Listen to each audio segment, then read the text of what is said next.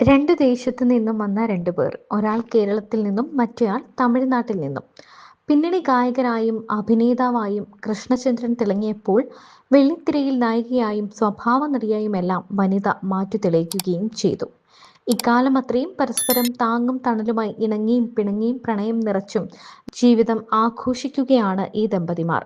ചാലിയാർ പുഴയോട് ചേർന്നുള്ള നിലമ്പൂർ കോവിലകത്തിന്റെ ചാരുവടിയിലിരുന്ന് കൃഷ്ണചന്ദ്രൻ പറയുന്നത് ഇങ്ങനെയാണ്. 1977 രതിനിർവേദം ഷൂട്ട് ചെയ്യുന്നത്.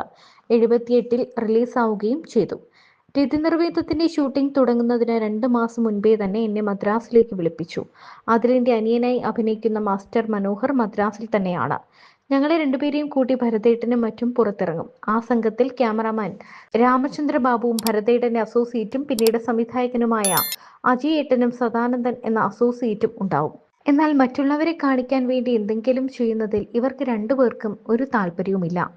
വനിത തനിക്ക് ഇന്ന കാര്യം ചെയ്തു തരണമെന്ന് താനോ താൻ എന്തെങ്കിലും ചെയ്തു കൊടുക്കണമെന്ന് വനിതയോ പ്രതീക്ഷിക്കുന്നില്ല.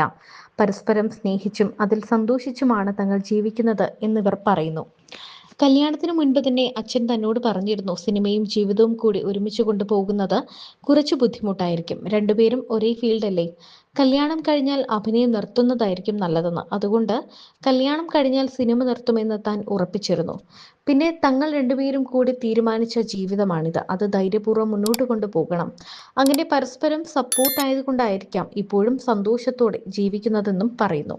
വനിത തമിഴിലും മലയാളത്തിലും തിരക്കേറിയ നടിയായിരിക്കെയാണ് കൃഷ്ണചന്ദ്രനെ വിവാഹം ചെയ്തത്. പ്രണയ വിവാഹമായിരുന്നു. അമൃതവർഷിണി എന്നാണ് ഇവരുടെ മകളുടെ പേര്. വിവാഹശേഷം അഭിനയരംഗം വിട്ട വനിത പിന്നീട് കരിയറിലേക്ക് തിരിച്ചെത്തുകയും ചെയ്തു. പ്രണയിക്കുന്ന കാലത്ത് ഒരു ഘട്ടത്തിൽ പിരിയാമെന്ന് വരെ ഇവർ തീരുമാനിച്ചിരുന്നു. 4 വർഷത്തെ പ്രണയമായിരുന്നു. കുടുംബക്കാർക്കൊന്നും പ്രശ്നമില്ല. പക്ഷേ ഞങ്ങൾ കല്യാണത്തിന്റെ 6 മാസം മുൻപ് കല്യാണം വേണോ എന്ന ആലോചനയിലെത്തി. ഒരു സാധാരണ ആണിന്റെ പ്രശ്നങ്ങളാണ് കാരണം, വേറൊന്നുമല്ല. അവൾ ഇഷ്ടം പോലെ സിനിമകൾ ചെയ്യുന്നുണ്ട്. കല്യാണത്തിന് മുൻപ് 100 സിനിമകൾ പൂർത്തിയാക്കി. തമിഴിൽ കാർത്തികിന്റെ കൂടെയും സുരേഷിന്റെ കൂടെയും എല്ലാം അഭിനയിച്ചു. ഏതൊക്കെയോ പടങ്ങളിൽ ലവ് സീനുകൾ കണ്ടപ്പോൾ എനിക്ക് ദേഷ്യം വന്നു, അസൂയ.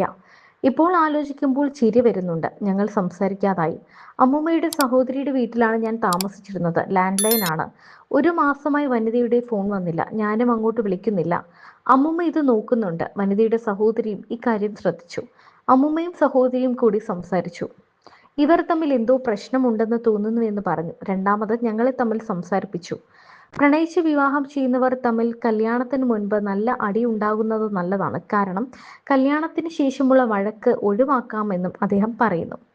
മകൾ വിവാഹം കഴിച്ച് കാനഡയിൽ സെറ്റിൽഡ് ആണെന്നും ഇവർ വ്യക്തമാക്കി. വനിതയുമായുള്ള പ്രണയകാലത്ത് വന്ന ഗോസിപ്പുകളെ കുറിച്ചും ഇദ്ദേഹം സംസാരിക്കുന്നുണ്ട്. സ്റ്റുഡിയോയിലും ഷൂട്ടിംഗ് സ്ഥലത്തുമാണ് ഞങ്ങൾ കണ്ടിരുന്നത്.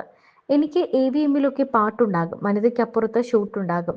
വൈജി മഹേന്ദ്രനും വനിതയുമാണ് അധികവും ഒരുമിച്ച് അഭിനയിക്കാറ്. പ്രഭുവും ഉണ്ടാകും. ഞാൻ അവിടെ പോയിരിക്കും. അത് ന്യൂസായി. ഷൂട്ടിങ്ങിനിടെ വനിതയെ കാണാനില്ല. നോക്കുമ്പോൾ മരത്തിന് ചുവട്ടിലിരുന്ന് സംസാരിക്കുന്നു എന്നൊക്കെ ഗോസിപ്പ് വന്നു. അന്ന് ഗോസിപ്പുകളുടെ സമയമാണ്. അതിനു മുൻപും അംബികയ്ക്കൊപ്പം അഭിനയിച്ചപ്പോഴും ഗോസിപ്പ് വന്നിട്ടുണ്ട്. അംബിക വളരെ നല്ല സുഹൃത്തായിരുന്നു. ഷൂട്ട് ചെയ്യുമ്പോൾ സീനിൽ ഞങ്ങൾ സ്കൂട്ടറിൽ പോയി. തിരിച്ചു വരുമ്പോൾ കുറച്ചു കഴിഞ്ഞ് ഞങ്ങളെ കാണാനില്ലെന്ന് വാർത്ത വന്നു. അതൊക്കെ വെറും ഗോസിപ്പുകൾ മാത്രമായിരുന്നു എന്നും കൃഷ്ണചന്ദ്രൻ വ്യക്തമാക്കി.